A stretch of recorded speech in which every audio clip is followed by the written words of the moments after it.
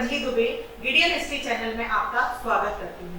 हमारा आज का जो टॉपिक है वह है भारतीय राज्यों के प्रति ब्रिटिश नीति, जो 1756 से लेके 1947 ईस्वी तक पर हम चर्चा करने वाले हैं। तो भारतीय राज्यों के प्रति ब्रिटिश नीति में सबसे पहले हम जानेंगे कि अंग्रेज कंपनी की राजनीतिक सत्ता के बारे में। अंग्रेज कंपनी को प्लासी के युद्ध के बाद सन 1757 में राजनीतिक सत्ता जो है वह पूरी तरीके से लगभग प्राप्त हो चुकी थी। बक्सर के युद्ध के बाद सन 1756 में इलाहाबाद की संधि से अंग्रेज व्यापारिक कंपनी पूर्णतया राजनीतिक शक्ति के रूप में स्थापित हो गई थी। इसके बाद से ही अंग्रेज शक्ति भारतीय राज्यों के संपर्क में आई और इनसे उन्होंने संबंध जो है वो और ज्यादा बनाए। अंग्रेज सरकार ने इन राज्यों के प्रति जो नीति अपनाई थी उसके 3 भाग हमें देखने को मिलते हैं। इन 3 भागों की अगर हम चर्चा करें तो इसमें सबसे पहले बात होगी घेरा डालने की नीति, जो 1756 से लेकर के 1813 ईस्वी तक रही। दूसरी जो है वह अधीनस्थ अलगाव की नीति के नाम से जाना जाता है, जो 1814 से लेकर के 1858 तक रही। और तीसरा है अधीनस्थ संघ की नीति, जो 1857 से लेकर के 1947 तक चली। घेरा डालने की नीति की अगर हम बात करें, जो 1756 से लेके 1813 ईस्वी तक थी, इसको हम प्रथम नीति के नाम से भी जानते हैं। तो इस युग में अंग्रेज कंपनी की सरकार ने भारतीय राजाओं के साथ स्वतंत्र नरेशों के समान ही व्यवहार किया था। भारतीय राज्यों के आंतरिक मामलों में हस्तक्षेप नहीं किया। इसका प्रमुख कारण यह था कि अंग्रेज कंपनी की सरकार प्रारंभ में ही इतनी दृढ़ और सशक्त नहीं थी कि वह भारतीय राज्यों में अपना कोई भी हस्तक्षेप कर सके। अंग्रेज कंपनी की सरकार ने भारतीय राज्यों के मामलों में तब तक हस्तक्षेप नहीं किया जब तक हस्तक्षेप करना उसके अस्तित्व और सुरक्षा के लिए आवश्यक न हो गया हो। प्रथम मराठा युद्ध से पेशवा से संधि, प्रथम और द्वितीय मैसूर युद्ध व संधियां, अवध के नवाब के साथ की गई प्रथम संधि, इलाहाबाद की संधि के नाम से जिसको हम जानते हैं, इसके प्रमुख उदाहरण हैं। जबकि अंग्रेज कंपनी की सरकार ने भारतीय राज्यों में समानता के आधार पर संधियां की थी। बाद में अपनी सुरक्षा के लिए कंपनी के गवर्नर जनरल ने भारतीय राज्यों में हस्तक्षेप भी किया। वॉरेन हेस्टिंग ने मराठों के आक्रमणों से कंपनी के राज्य को बचाने के लिए अवध और रुहेलखंड में हस्तक्षेप किया और द्वितीय आंग्ल मराठा युद्ध 1802 से 4 तक जो चला था वह भी इसी आधार पर ही लड़ा गया था। सन 1809 में रणजीत सिंह के साथ की गई अमृतसर की संधि भी अंग्रेजी राज्य की सुरक्षा के लिए भारतीय नरेशों से किए गए समझौते का ही एक प्रमुख उदाहरण के रूप में हमारे सामने है। यह संधि समानता और अहस्तक्षेप के आधार पर की गई थी। इस युग की 2 प्रमुख विशेषताएं रही थी। पहली अगर हम बात करें तो मैसूर की संधि को छोड़कर समस्त संधियां भारतीय राज्य और कंपनी राज्य की परस्पर समानता के आधार पर ही की गई थी। कंपनी ने भारतीय राज्यों पर अपनी सर्वोच्चता, प्रभुसत्ता स्थापित करने के प्रयास नहीं किए। दूसरी विशेषता यह भी कि इन संधियों के द्वारा इस बात पर विशेष ध्यान दिया गया था कि भारतीय नरेश अपनी प्रजा पर पूर्ण अधिकार बना करके रखे रहे तथा उनके राज्य के भीतरी मामलों में कंपनी की सत्ता हस्तक्षेप न करे। यह भी इसकी प्रमुख विशेषता थी।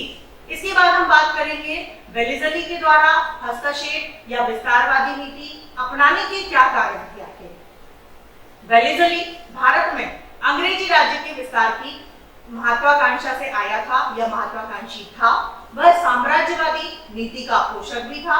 वह भारत के सभी राज्यों को अंग्रेजों के अधीन कर अंग्रेज सत्ता को अधिक सुदृढ़ और सर्वोच्च बनाना चाहता था।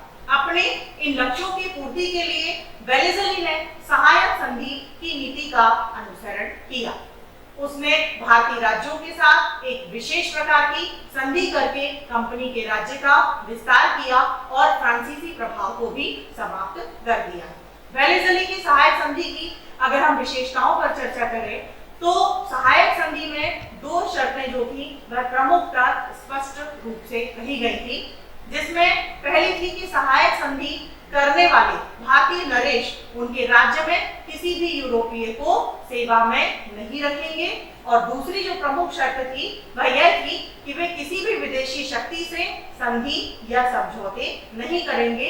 इन दोनों शर्तों को स्पष्ट रूप से उन संधियों में बताया गया था। इससे भारतीय नरेशों की विदेश नीति जो थी वह अंग्रेजों के नियंत्रण में आ गई थी। इसके बाद द्वितीय युग में अगर हम बात करें तो वह था अधीनस्थ अलगाव या पृथक्करण की नीति, जो 1814 से लेकर के 1858 ईस्वी तक रहा।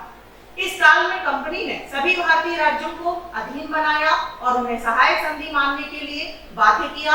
इस अवधि में लॉर्ड वेलेस्ली के बाद गवर्नर जनरल लॉर्ड हेस्टिंग्स ने तटस्थता और हस्तक्षेप की नीति का त्याग कर अग्रगामी साम्राज्यवादी और हस्तक्षेप नीति का अनुसरण किया। उन्होंने अपने युद्धों विजयों से अंग्रेजी राज्य का विस्तार किया। उन्होंने होल्कर, सिंधिया और भोसले को परास्त कर उनसे संधियां करके प्रदेश प्राप्त किए और उनको अंग्रेजी राज्य में विलय कर लिया। उसने सहायक संधियां करके मध्य भारत और सौराष्ट्र के राज्यों तथा राजस्थान के 20 राज्यों से संधियां करके उन्हें ब्रिटिश साम्राज्य में विलीन भी कर दिया। इस प्रकार हेस्टिंग के शासनकाल तक पंजाब और सिंध को छोड़कर लगभग समस्त भारत पर कंपनी का प्रत्यक्ष या अपरोक्ष रूप से आधिपत्य जो था वह स्थापित हो चुका था। लॉर्ड हेस्टिंग से लॉर्ड डलहौजी तक 1813 से लेकर 56 की जो अवधि थी उसमें अंग्रेजों ने सर्वाधिक भारतीय प्रदेशों और राज्यों को अंग्रेजी साम्राज्य में विलय कर लिया था। इस अवधि में युद्ध, विजय, कुशासन के आधार पर कुछ प्रदेश अंग्रेजी साम्राज्य में सम्मिलित कर लिए थे। सहायक सेना के निर्धारित व्यय नहीं देने पर अधीनस्थ राजा ने उनके राज्य के कुछ उपजाऊ प्रदेश छीनकर उन्हें अंग्रेजी साम्राज्य में सम्मिलित कर लिया था। यद्यपि संधियों द्वारा इन राज्यों की आंतरिक स्वतंत्रता स्वीकार कर ली गई थी, पर वास्तविकता अगर हम देखें तो वह भिन्न ही थी। वास्तव में राज्य के प्रशासन के प्रत्येक विभाग पर राज्य में नियुक्त अंग्रेज रेजिडेंट का प्रभुत्व व नियंत्रण हुआ करता था। 19वीं सदी के मध्य तक अवध पूर्ण रूप से अंग्रेजों के अधीन बन चुका था। इनके आंतरिक मामलों में कंपनी का नियंत्रण भी स्थापित हो चुका था। अंत में उस पर कुशासन का दोष लगाकर उसे ब्रिटिश साम्राज्य में सम्मिलित कर दिया गया। लॉर्ड डलहौजी के शासनकाल में जो सन 1848 से 56 के बीच में रहा, यह साम्राज्यवादी और विस्तारवादी नीति की पराकाष्ठा पर पहुंच गया था, जबकि युद्ध और विजय के द्वारा नहीं अपितु हड़प नीति और कुशासन के आधार पर अधिकाधिक भारतीय राज्यों को अंग्रेजी साम्राज्य में इसके समय में मिला लिया गया। सन 1841 के बाद दक्षिण बर्मा, सिंध और पंजाब के प्रदेश तथा असम का क्षेत्र विजय करके अंग्रेजी साम्राज्य में विलीन कर लिए गए। तृतीय युग की अगर हम बात करें तो वह अधीनस्थ संघ की नीति के नाम से जाना जाता है और यह 1858 से लेकर के 1947 ईस्वी तक के युग के रूप में मानते हैं। 1857 ईस्वी का विद्रोह अंग्रेज सरकार को भारतीय नरेशों के संबंधों के इतिहास में एक युगांतकारी घटना थी। डलहौजी की नीति से क्षुब्ध और असंतोष से भरे हुए भारतीय नरेशों ने 1857 ईस्वी में विद्रोह का सक्रिय रूप से भाग लिया और विद्रोह का नेतृत्व किया, पर अंत में वे परास्त हो गए। अनेक भारतीय नरेशों ने इस विद्रोह में अंग्रेजों का भी साथ दिया था। इस विद्रोह की घटनाओं से अंग्रेजों ने अनुभव किया कि भारतीय नरेशों को असंतुष्ट करके उनको शत्रु बनाकर वे भारत पर राज्य नहीं कर सकते हैं। इसलिए जब सन 1856 ईस्वी में कंपनी सरकार का अंत हुआ और भारत का शासन व सत्ता अंग्रेज पार्लियामेंट के हाथ में आई, तब ग्रेट ब्रिटेन की महारानी विक्टोरिया की घोषणा से अंग्रेज सरकार और भारतीय राज्यों के संबंधों में एक बड़ा परिवर्तन हमको देखने को मिला। तो हम बात करेंगे महारानी विक्टोरिया की घोषणा की, जो 1858 में संपन्न हुई थी। 1857 ईस्वी के विद्रोह के बाद इंग्लैंड की महारानी विक्टोरिया ने एक घोषणा की थी जिसमें भारत सरकार की नवीन शासन नीति का उल्लेख किया गया था। उसमें कहा गया था कि भारतीय नरेशों के राज्य अंग्रेजी साम्राज्य में नहीं मिलाए जाएंगे। हड़प नीति त्याग दी गई। भारतीय नरेशों को दत्तक पुत्र ग्रहण करने का जो अधिकार था वह भी वापस दे दिया गया। राज्यों के साथ की गई संधियों का पालन करने का भी आश्वासन इस घोषणा में दिया गया। राजकीय सेवाओं में जाति और धर्म के भेद का ध्यान रखे बिना प्रत्येक व्यक्ति को निष्पक्षता से उसकी क्षमता, योग्यता, शिक्षा और निष्ठा के आधार पर स्थान दिया जाएगा। आंतरिक शांति स्थापना के पश्चात भारत में उद्योगों की वृद्धि, लोकहित तथा सार्वजनिक कार्यों का निर्माण तथा प्रशासन का संचालन समस्त निवासियों के लाभ के लिए किया जाएगा और भारतीय नागरिकों के प्रति कर्तव्य अन्य नागरिकों के समान ही उनको दिए जाएंगे। नई नीति के कारण भारतीय राज्य अंग्रेजी राज्य में विलीन होने से बच गए, पर उनके शासन में विदेशी अधिकारियों, अंग्रेज सरकार द्वारा मनोनीत दीवानों का हस्तक्षेप जो था वह बढ़ गया और वे अंग्रेज रेजिडेंस के कठोर नियंत्रण में आ गए। अंग्रेजों की सत्ता को सर्वोच्च अधिकार प्राप्त हो चुके थे। विभिन्न उपायों और कारणों द्वारा अंग्रेज सरकार का अधिकार भारतीय राज्यों पर बढ़ता ही गया। अब हम बात कर रहे हैं अंग्रेज सरकार की सार्वभौमिक सत्ता पर। तो अंग्रेज सरकार की सार्वभौमिक सत्ता को अभिव्यक्त करने के लिए नए नए साधन अपनाए गए, जैसे 1875 ईस्वी में ग्रेट ब्रिटेन के प्रिंस ऑफ वेल्स युवराज जो थे वह भारत आए और भारतीय नरेशों के द्वारा उनका भव्य स्वागत किया गया। 1876 में ग्रेट ब्रिटेन की महारानी विक्टोरिया ने केसर-ए-हिंद मतलब भारत की साम्राज्ञी की उपाधि धारण की और इसके लिए दिल्ली में एक विशेष दरबार का आयोजन भी किया गया, जिसमें भारतीय नरेश भी सम्मिलित हुए और साम्राज्ञी के प्रति उन्होंने स्वामी भक्ति का प्रदर्शन भी किया। इस प्रकार के दरबार बाद में भी अन्य गवर्नर जनरलों के कार्यकाल में भी लगाए गए। ग्रेट ब्रिटेन के सम्राट या साम्राज्ञी तथा भारतीय नरेशों के संबंधों में जब गवर्नर जनरल का उल्लेख आता है तब वह वायसराय या सम्राट का प्रतिनिधि जो है कहा जाता है। भारतीयों के सत्ता हस्तांतरण के लिए विभिन्न योजनाएं और भारतीय राज्यों पर हम बात करेंगे। तो भारतीयों को अधिकाधिक शासन सत्ता देने के लिए विभिन्न योजनाएं जैसे क्रिप्स मिशन जो कि 1942 की है, बेवेल योजना 1945, कैबिनेट मिशन योजना इत्यादि प्रस्तुत की गई थी।